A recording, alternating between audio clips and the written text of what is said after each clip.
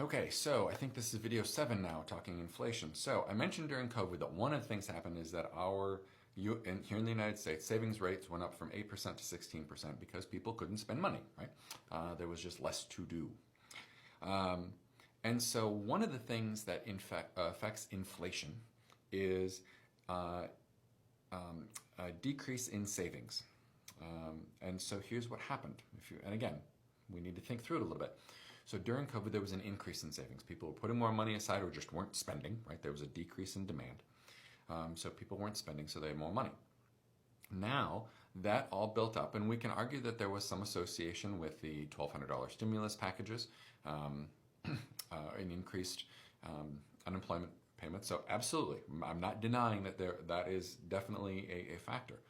But generally speaking, those people that were receiving that, again, were on the lower end and they were spending it. But on the higher end, people that are making 75, 100, 150,000 and more had less to spend on, and so there was more savings. Okay, so one of the things that can increase inflation is a decrease in savings because people are spending more money, right?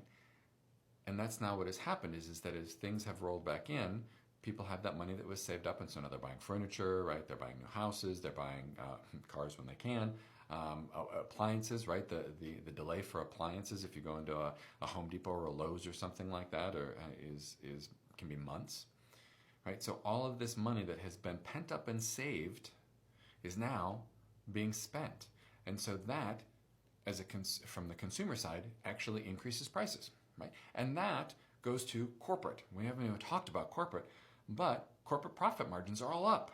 Huge. That's the reason that the stock market has hit 36,000, because corporate profits are up, and corporate profits are up because there's increased demand, because all this money that was sitting on the sidelines is now turning around and being used, and they have lower supply.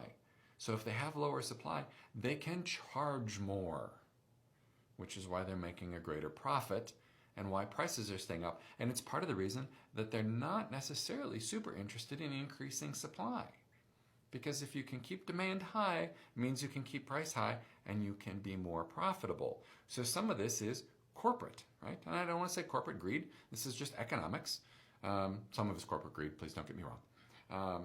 So anyway, so that's part of this as well. Again, start to see how all of these dominoes start to fall. Okay, this has been like 20 minutes worth of work.